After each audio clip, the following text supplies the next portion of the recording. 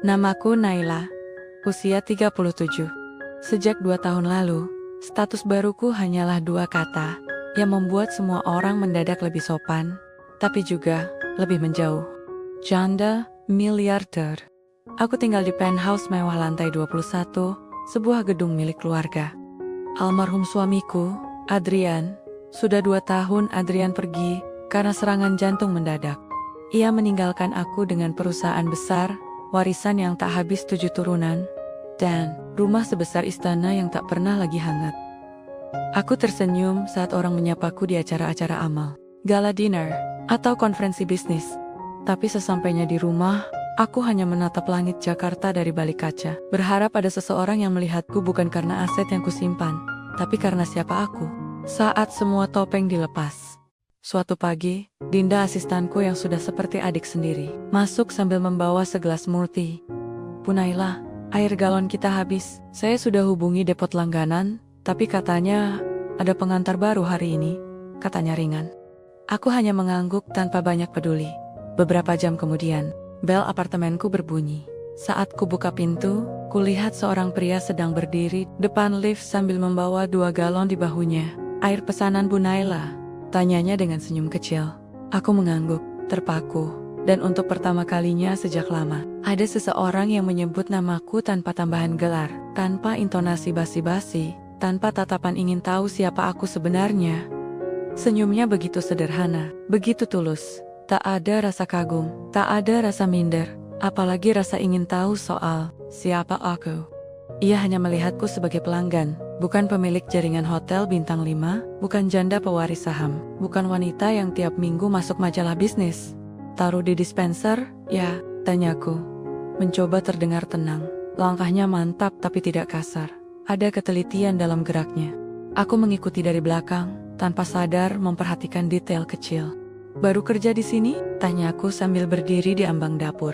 "Iya Bu, biasanya saya bawa motor, tapi hari ini saya antar jalan kaki, sekalian kenalan sama rute baru," jawabnya sambil tersenyum. Aku memandang wajahnya lebih lama kali ini. Ia bukan tipe pria yang biasa ada di lingkungan sosialitaku. Ia bukan pangeran CEO. Ia bahkan tak pakai parfum mahal, tapi tubuhnya beraroma sabun batang yang bersih dan jujur. "Namamu siapa?" tanyaku spontan. "Rian," jawabnya sambil menepuk celana jeansnya yang berdebu. Nama itu langsung terpatri dalam ingatanku. Beberapa menit kemudian ia pamit. Tidak basa-basi, tidak minta selfie, tidak melirik-lirik isi rumah. Ia hanya berkata, "Kalau airnya habis lagi, panggil saya, Bu Naila. Saya siap antar kapan saja." Lalu ia pergi. Aku duduk di sofa gading yang pernah jadi lokasi wawancara dengan stasiun televisi nasional. Dulu aku duduk di sini sebagai istri Adrian Putra Darmawan, wanita yang katanya punya segalanya, tapi hari ini aku duduk di sini sebagai wanita yang tak tahu mengapa jantungnya berdetak lebih cepat, hanya karena seorang pria sederhana menyebut namanya dengan hangat. Kupandangi layar ponselku, 3 panggilan tak terjawab dari seorang menteri muda yang semalam duduk satu meja denganku di gala dinner. 2 pesan dari seorang direktur yang katanya ingin mengajak kolaborasi bisnis dan jika tak keberatan, sesuatu yang lebih personal. Biasanya, aku akan membalas, minimal dengan emoji formal. Tapi entah kenapa, hari ini, aku hanya menunggu satu hal. Notifikasi dari nomor tak dikenal. Nomor pengantar galon. "Rian, lucu ya? Aku, Naila Darmawan, menunggu pesan dari seseorang yang bahkan tak punya kartu nama. Seseorang yang tak tahu siapa aku, tak peduli siapa aku." Dinda masuk pelan ke ruang tamu sambil membawa tablet. "Bu, ada rapat dengan tim hotel jam 2. Saya sudah siapkan outline-nya." Aku mengangguk, lalu tanpa sadar bertanya, "Tadi nama pengantar galon itu siapa ya, Din?" Dinda menatapku, kaget tapi berusaha netral. "Yang tadi pagi, Rian Bu. Kenapa?" Aku tersenyum kecil berpura-pura tak penting. "Enggak, cuma penasaran aja. Jarang lihat orang sejujur itu." Dinda mengangguk pelan. "Iya sahabat, bukan sekadar asisten. Ia pasti bisa mencium sesuatu." Tapi dunia tempatku berasal tidak pernah ramah terhadap perubahan. Apalagi perubahan yang datang dari arah yang mereka anggap turun kelas. Pagi itu, ibuku datang tanpa pemberitahuan. Seperti biasa, Mama adalah wanita yang tidak pernah mengenal kompromi. Ia hidup dengan aturan. Yang kaya harus tetap dengan yang kaya. Yang punya nama besar hanya layak disandingkan dengan yang sepadan. Kamu kok makin pucat, katanya sambil melepas kacamata hitamnya. Jangan bilang kamu puasa sosial lagi, percuma cantik kalau nggak bersosialisasi. Aku hanya tersenyum tipis. Aku sudah terlalu lelah menjelaskan bahwa bukan dunia yang sedang kuhindari, tapi kebisingan palsu yang selama ini kutelan mentah-mentah. Ibu tadi dengar dari Tante Hilda, katanya kamu nggak datang ke acara pertemuan direksi bulan lalu. Padahal ada anak Pak Erwin di sana, yang dari keluarga properti itu kamu tehukan. Dia belum menikah. Aku menghela napas. Mama, aku nggak sedang mencari siapapun, kataku. Ibuku menatapku tajam. Jangan bilang kamu masih kepikiran Adrian. Sudah 2 tahun Naila. Atau jangan-jangan kamu sedang dekat dengan orang lain. Aku terdiam. Dan seperti kilat menyambar, Mama langsung menatapku curiga. Aku harap bukan lelaki sembarangan yang kamu maksud. Bukan satpam, bukan sopir, pengantar galon. Darahku terasa berhenti mengalir, tapi wajahku tetap tenang. Mama, kenapa tiba-tiba sebut itu? Tanyaku datar. Karena kamu mulai aneh, dan aku perempuan tua yang sudah makan lebih banyak kenyataan daripada kamu makan kemewahan. Aku bisa baca gerak mata anakku. Tenang saja, Ma. Aku belum gila, dan aku tahu siapa yang bisa menyentuh hatiku, bukan hanya dompetku. Mama berdiri dengan gerakan cepat. Kalau kamu berani mempermalukan nama keluarga hanya karena main hati dengan lelaki dari kelas bawah, aku akan pastikan warisan Adrian tak akan jatuh ke tanganmu sepenuhnya. Kalimat itu bukan ancaman, itu janji. Dan aku tahu, Mama selalu menepati janjinya, terutama saat menyangkut kehormatan keluarga. Setelah ia pergi, aku berdiri di depan cermin besar di kamar tidurku, menatap wajah sendiri, dan bertanya, kalau dunia harus ku berontak demi perasaan ini, apakah perasaan itu akan cukup kuat untuk menahanku jatuh? Pertanyaan itu terus menggema di benakku. Dan seperti takdir yang tak sabar, sore itu Rian datang lagi, dengan 2 galon baru, dan senyum yang anehnya kutunggu-tunggu.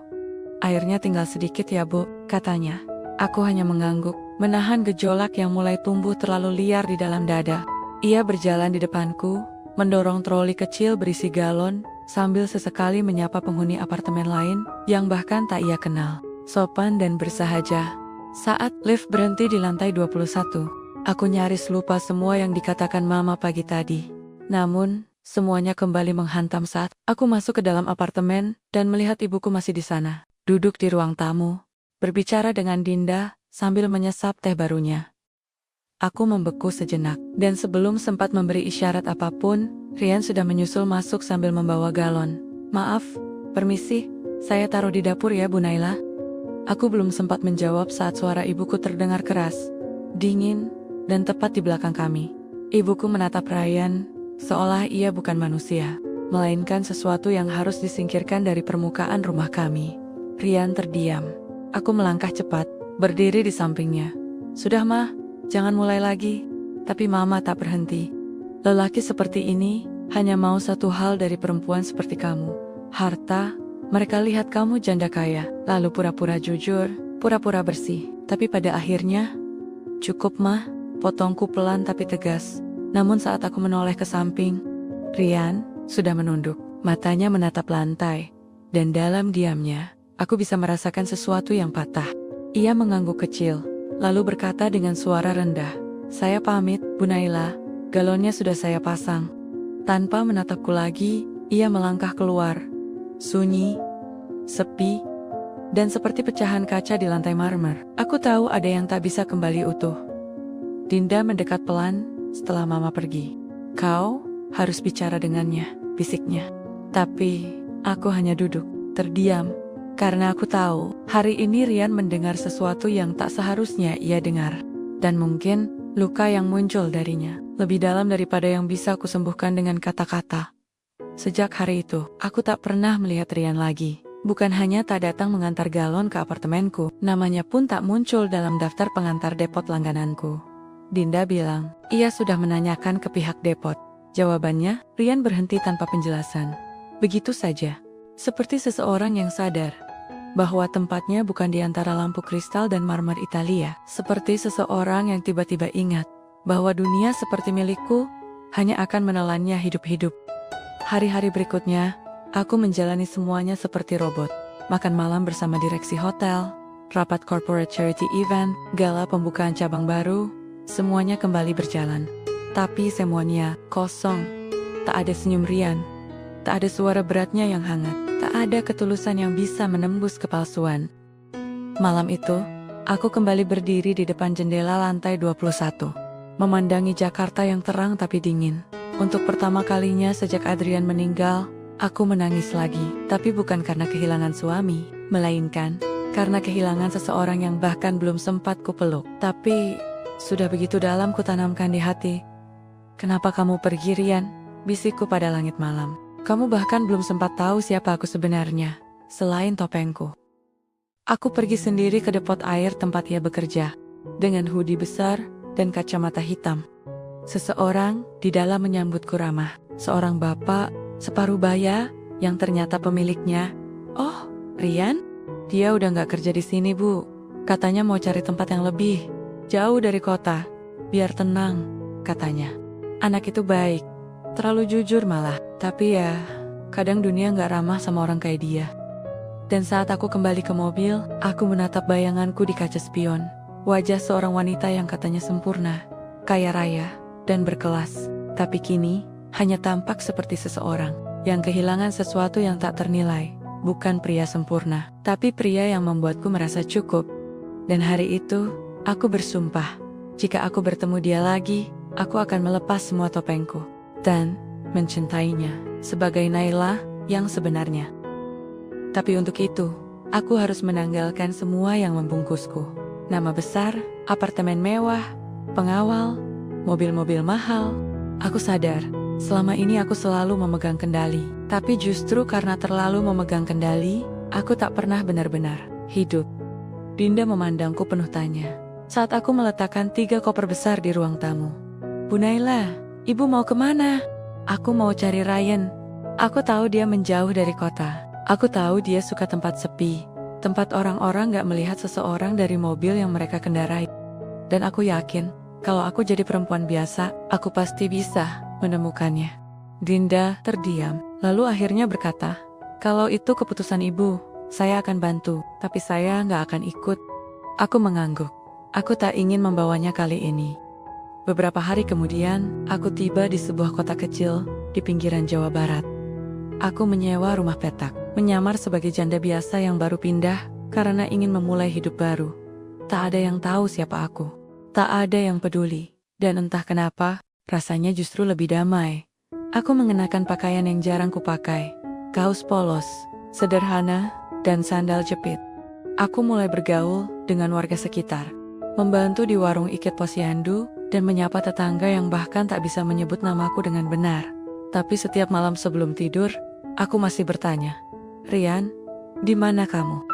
Hingga suatu pagi, saat aku sedang membeli tahu di pasar kecil dekat rumah, aku mendengar suara yang membuat jantungku seperti lupa cara berdetak.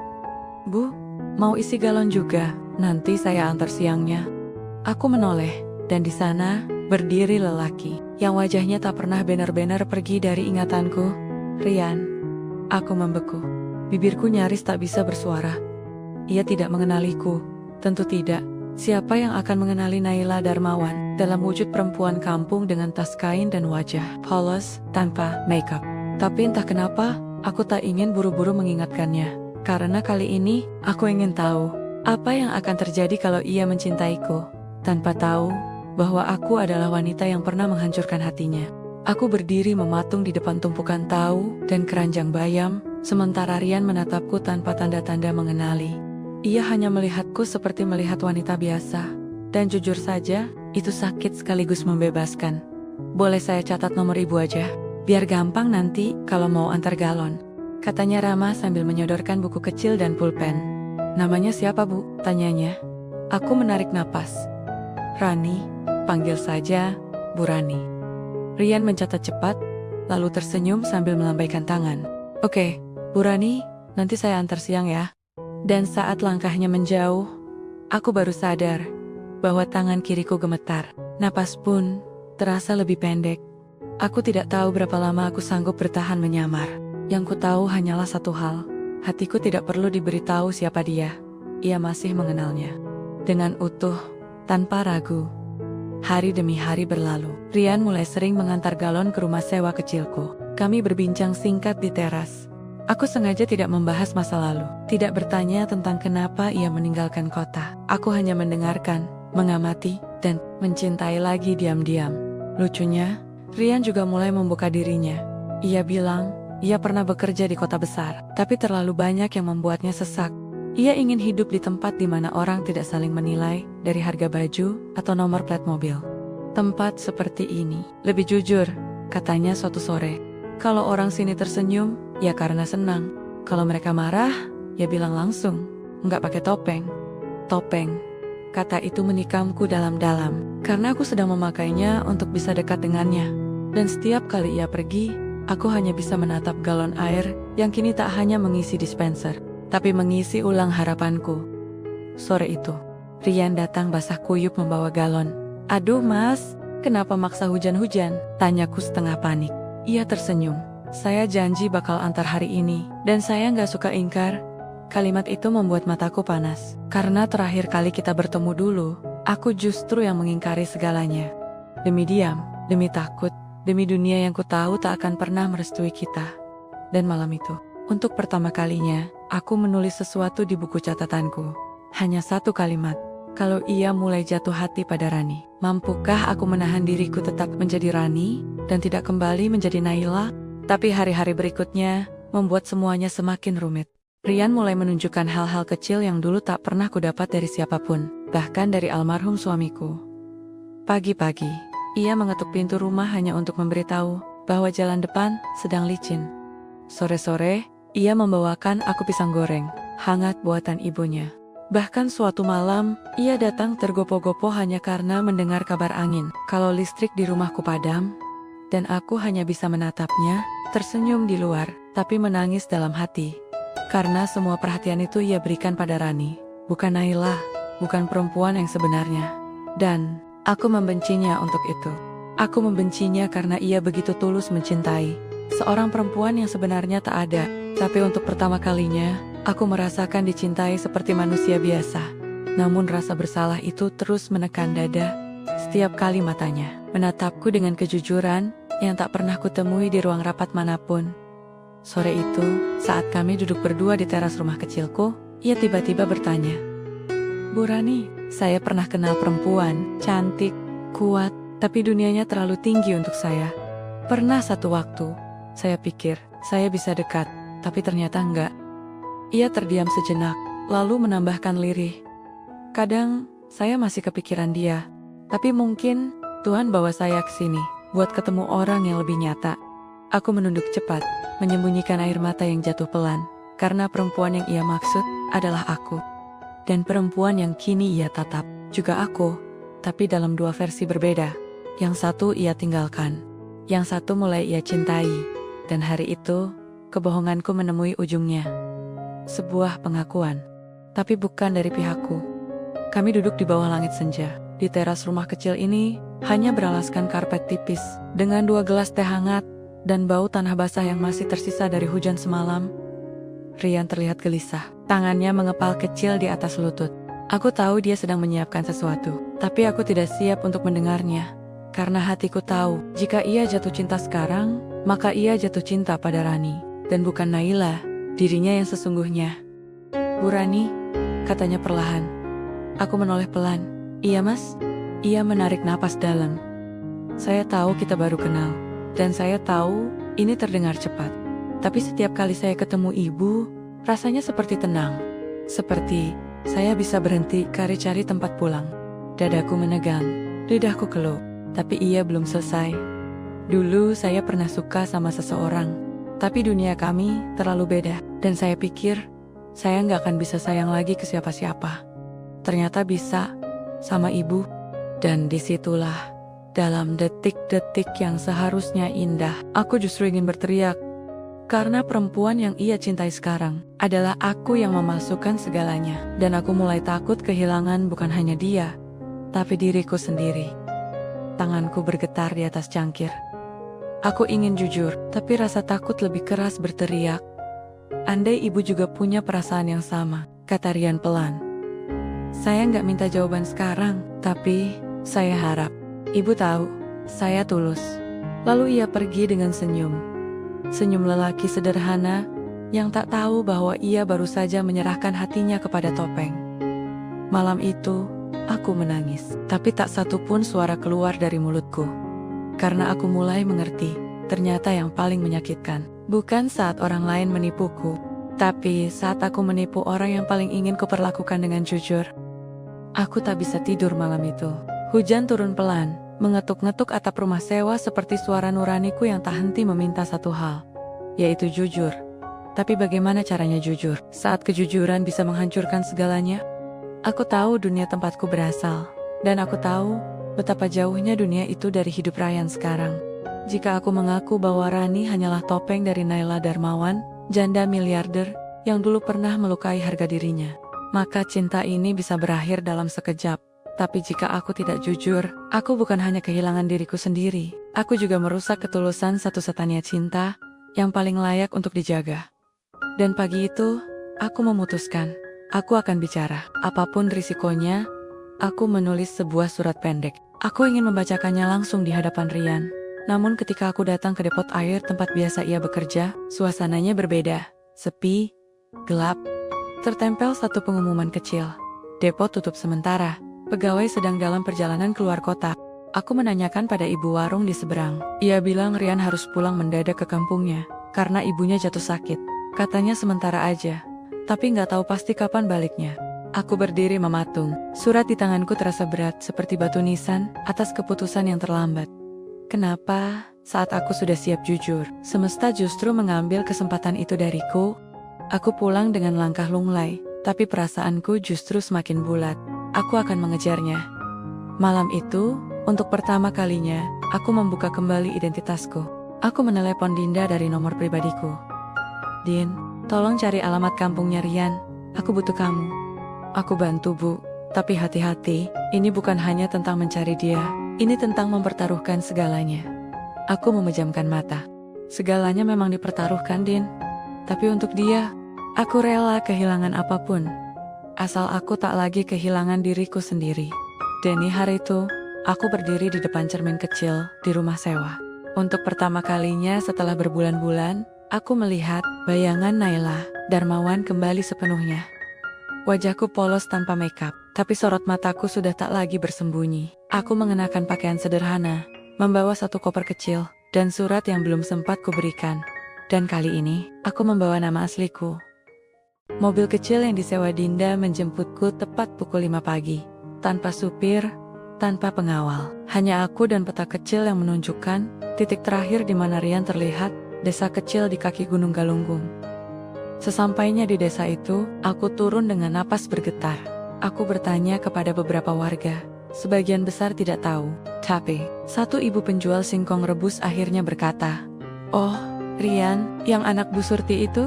Rumahnya di pinggir sawah, dekat pohon randu besar." Hatiku hampir berhenti berdetak. Aku berjalan ke sana, melewati jalan setapak, dan melihat rumah kayu kecil yang nyaris tersembunyi di balik pepohonan. Di terasnya, duduk seorang lelaki dengan baju lusuh dan wajah lelah. Itu dia, Ryan. Tapi sebelum aku bisa memanggilnya, pintu rumah terbuka lebih dulu. Seorang perempuan paruh baya keluar dan memanggil, "Nak, tolong bantuin ibu nyiapin air panas." Ryan berdiri pelan, lalu berbalik masuk. Ia tidak melihatku, dan aku hanya bisa berdiri diam, mengintip dari balik pohon randu itu, tercekam oleh sesuatu yang tak kukira akan kurasakan. Takut bahwa saat ia melihat Naila, ia akan mengingat semua luka yang kutinggalkan. Tapi, aku tak datang sejauh ini untuk lari lagi. Sore itu, aku menulis ulang suratku. Kali ini, bukan untuk dibaca diam-diam, tapi untuk kubacakan langsung di hadapannya.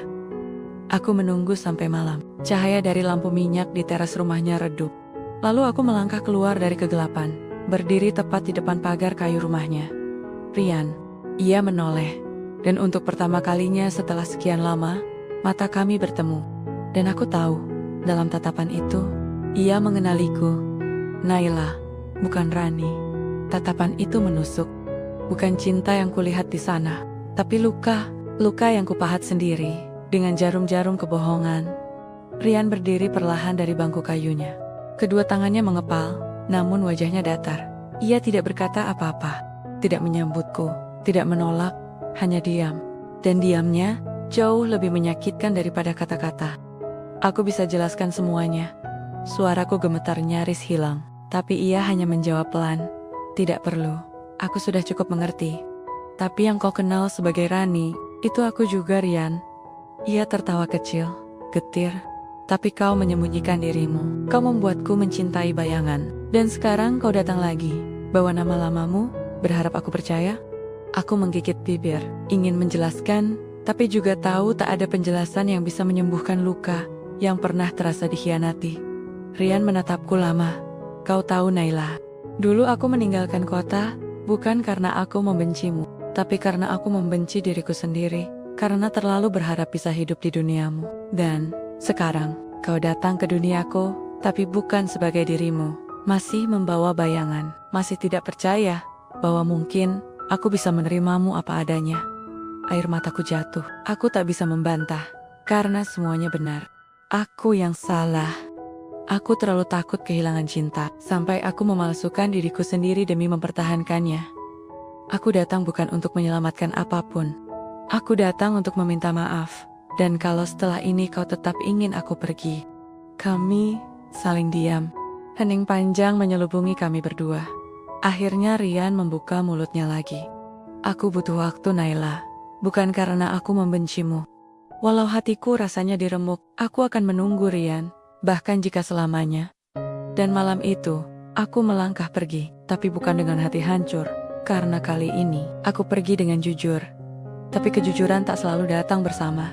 Kadang, ia datang membawa beban lebih berat. Harapan yang tak punya tanggal pasti. Aku kembali ke rumah sewaku dengan langkah kosong. Bukan karena menyesal telah jujur, tapi karena akhirnya aku benar-benar tahu, cinta tidak cukup hanya diperjuangkan, ia juga harus diberi ruang. Setiap pagi setelahnya, aku hanya bisa menatap layar ponsel yang sunyi. Tak ada pesan dari Rian, tak ada panggilan, tak ada kabar. Dinda menelepon seminggu sekali, menanyakan kabarku, tapi aku tahu ia menahan diri untuk tidak bertanya lebih jauh soal Rian. Sampai suatu hari, saat hujan deras mengguyur kota kecil ini, aku duduk di beranda sendiri, menggenggam cangkir kopi yang sudah dingin, dan entah dari mana, kalimat itu muncul di kepalaku. Kalau aku harus menunggu seumur hidup, maka biarlah itu jadi harga dari cinta yang pernah aku lukai sendiri. Karena mencintai bukan soal memiliki. Kadang, itu tentang menebus, tentang menerima bahwa ada luka yang hanya bisa sembuh oleh waktu, bukan oleh kata maaf. Dan malam itu, aku menulis surat kedua, bukan untuk diberikan, tapi untuk disimpan. Untuk Rian, jika kau sudah bisa memaafkan, aku masih di sini. Terima kasih karena pernah mengajarkanku bahwa cinta tidak selalu tentang memiliki. Kadang, cinta sejati justru baru tumbuh saat kita membiarkannya bebas. Aku melipat surat itu, menaruhnya di laci paling bawah meja tulis. Tak ada nama pengirim, tak ada tujuan pasti. Tapi, ada satu hal yang ku tahu. Aku mencintainya, bukan sebagai Naila yang kaya, bukan sebagai Rani yang menyamar, tapi sebagai aku, yang akhirnya belajar menjadi utuh tanpa harus dimengerti. Dan justru di hari aku merasa benar-benar melepaskan harapan itu, ia datang. Pagi itu hujan masih membasahi ujung-ujung atap. Aku duduk di beranda, membacakan puisi sunyi kepada diri sendiri. Tak lagi menanti, tak lagi berharap, hanya mencoba hidup dengan tenang, dengan luka yang tak lagi kutolak keberadaannya. Lalu, suara sepatu menyentuh tanah becek di depan rumah. Aku menoleh, dan di sana berdiri seseorang yang selama ini hanya hadir dalam ingatanku. Rian, basah kuyup, napasnya sedikit terengah.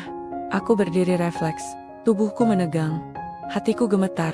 Ia menatapku dalam-dalam. Kali ini, tak ada lagi kemarahan di matanya, tak juga cinta yang memuncah. Yang kulihat adalah sesuatu yang lebih jujur dari keduanya, keraguan yang memilih untuk datang. "Aku nggak bisa tidur selama 2 minggu, katanya pelan. "Malam aku lihat wajahmu, bukan Rani, tapi Naila, kau."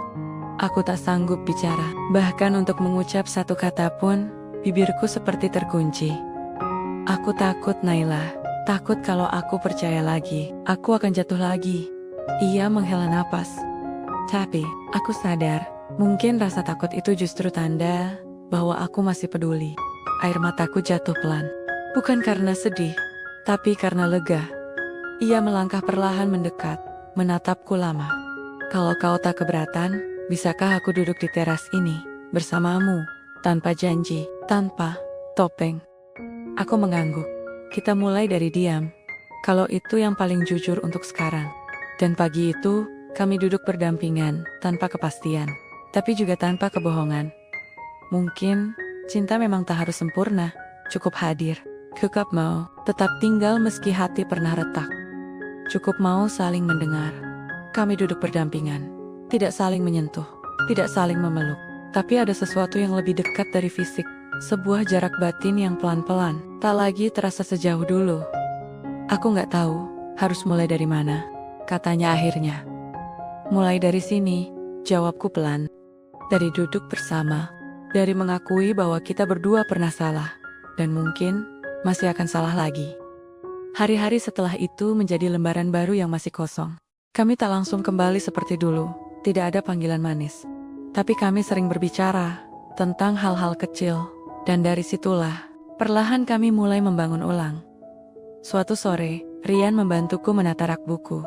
Tangannya penuh debu, tapi ia tertawa waktu menemukan buku catatan kecil yang dulu kusembunyikan di balik novel tebal. "Apa ini?" tanyanya. "Kumpulan tulisan-tulisan pendek. Aku menulis banyak sejak mengenalmu." Ia membuka halaman pertama, dan di sana ada kalimat yang membuatnya diam lama. Aku tak pernah tahu rasa cinta bisa lahir dari tukang galon. Tapi ternyata, cinta tak peduli profesi. Yang dia tahu hanya siapa yang tulus tinggal saat yang lain pergi. Ia menutup buku itu. Matanya berkaca. Dan saat itu aku tahu, ia belum sembuh. Tapi ia ingin mengenalku lagi. Bukan sebagai Rani, tapi Naila yang pernah menyakitinya. Tapi kini mencoba mencintainya tanpa menyakiti. Aku tak meminta lebih, tak berharap banyak. Karena jika cintanya masih luka, aku rela menjadi perban yang menunggu.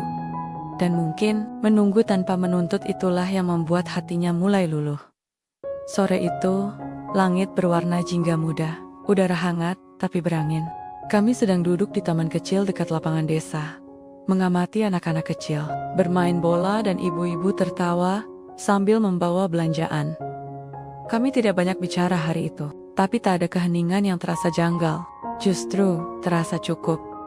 Lalu tiba-tiba angin meniup kuat, kertas-kertas dari map yang kubawa terbang berhamburan. Aku panik, berlari kecil mengejar selembar yang hampir masuk ke selokan. Saat aku membungkuk, tanganku bertemu tangan lain, hangat. Ia ikut mengejar lembaran-lembaran itu, dan menggenggam tanganku saat tanganku nyaris tercebur. Aku menoleh, dan untuk beberapa detik, kami saling menatap. Setelah beberapa saat, ia bicara pelan. "Aku gak janji semuanya akan mudah, Naila. Tapi kalau kau bersedia, aku ingin mengenalmu lagi dari awal. Sebagai kau, bukan bayanganmu." Suara itu menembus ke dasar hatiku. "Aku siap," jawabku. Tak lagi dengan air mata, tapi dengan keyakinan. Kami pulang bersama, tidak bergandengan, tidak menempel, tapi berjalan berdampingan. Dan untuk pertama kalinya, sejak semuanya dimulai, aku tidak lagi merasa sendirian di dunia ini. Hari-hari setelah itu berjalan lambat, tapi penuh makna. Aku dan Rian tidak langsung kembali menjadi pasangan. Kami lebih seperti dua sahabat yang saling belajar. Belajar saling hadir tanpa topeng, tanpa gengsi, tanpa kekhawatiran harus menyenangkan siapapun. Dan justru disitulah, aku merasakan kekayaan yang selama ini tidak pernah bisa kubeli dengan uang. Setiap pagi, kami sarapan bubur sederhana di warung langganan. Rian menyukai yang pakai sambal, aku tidak. Tapi kami selalu saling menyuapi, sesendok, sekadar berbagi rasa. Siang hari, aku mulai mengajar menulis di taman baca desa. Anak-anak menyebutku Bunai, dan tidak ada satupun dari mereka yang tahu siapa aku dulu. Dan anehnya, aku menyukainya. Aku, Naila Darmawan, janda konglomerat yang dulu tidur di ranjang seharga ratusan juta rupiah, kini lebih nyenyak tidur di kasur lantai rumah sewa dengan angin semilir dan suara jangkrik yang menenangkan. Setiap malam, Rian sering mampir. Kami minum teh jahe sambil bercerita tentang hal-hal kecil. Dan di antara semua obrolan itu, aku sadar, bahagia itu tidak pernah rumit. Yang membuatnya rumit adalah ketika kita memaksanya harus terlihat megah. Aku memilih hidup sederhana, karena di sanalah aku menemukan kekayaan, sesungguhnya ketenangan, kejujuran, dan cinta yang tidak menuntut balasan. Dan dalam kesederhanaan itu, aku berhenti mencari rumah, karena ternyata rumah itu sudah ada, sudah lama berdiri, diam-diam menungguku pulang. Rumah itu bernama Rian, bukan gedung megah dengan pilar marmer atau jendela kaca setinggi langit-langit, tapi pelukan yang meneduhkan saat aku rapuh. Tatapan yang menerima saat aku tanpa riasan, tanpa kekayaan, tanpa reputasi. Pagi itu, Rian mengajakku berkeliling desa dengan motor tuanya. Aku duduk di belakangnya, memeluk pelan. Angin menerpa wajah kami. Rambutku kusut, jaketnya bau solar. Tapi aku tertawa lepas, seperti anak kecil yang baru naik sepeda untuk pertama kali. Kami berhenti di sebuah bukit kecil. Rian menunjuk rumah mungil yang sedang dibangun. Aku bangun pelan-pelan, katanya. Kalau suatu hari, aku punya keluarga, aku ingin mereka tahu bahwa rumah ini dibangun dengan cinta, bukan dengan utang atau warisan. Aku menatap rumah itu, lalu menatapnya, dan kalau keluarga itu adalah aku, bagaimana? Kamu yakin, kamu bisa saja tinggal di istana, tapi kamu malah memilih tinggal di rumah tanpa cat ini, dengan lelaki yang bahkan kadang gak bisa bayar galon buat dirinya sendiri. Aku mengangguk, karena aku sudah tinggal di istana, Rian, tapi tak pernah merasa tinggal di rumah. Baru bersama Mulah aku merasa pulang. Ia menunduk, menyeka matanya, lalu menatapku penuh haru. Kau yakin? Aku yakin. Ia menggenggam tanganku. Bukan hanya tanganku yang digenggam, tapi juga seluruh jiwaku. Pagi itu, aku terbangun di atas kasur tipis, yang baunya masih mengandung aroma matahari. Di sampingku, ada Rian, masih tertidur pulas, dengan satu tangan menggenggam jemariku yang dingin. Aku memandang langit-langit rumah, yang belum dicat. Sebagian kabel listrik masih menggantung, dan bunyi ayam tetangga sesekali membuat kami tersentak. Hari itu, kami menikah, tanpa pesta mewah, hanya duduk lesehan bersama warga desa. Aku mengenakan kebaya putih sederhana, Rian mengenakan kemeja batik yang dulu kupilihkan. Tidak ada kilauan berlian, tapi ada sinar di matanya saat ia mengucapkan ijab kabul yang tak pernah kutemukan di gala dinner atau ballroom hotel berbintang. Kekayaan sejati bukan tentang berapa banyak yang bisa kau beli, tapi tentang berapa dalam kau bisa mencintai dan dicintai, tanpa rasa takut ditinggalkan karena kamu menjadi dirimu sendiri.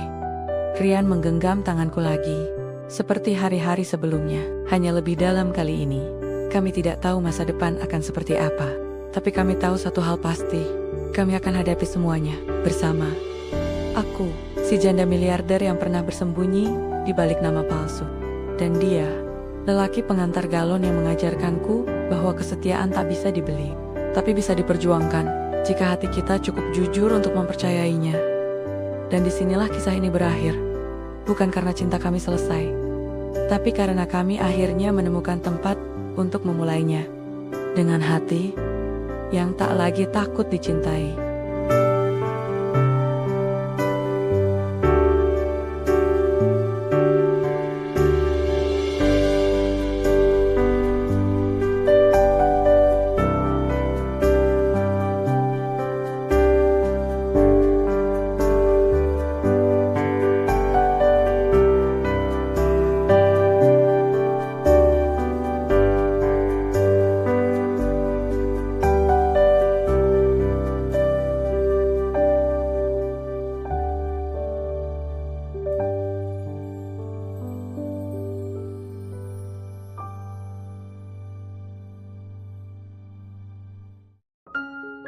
Namaku Naila, usia 37.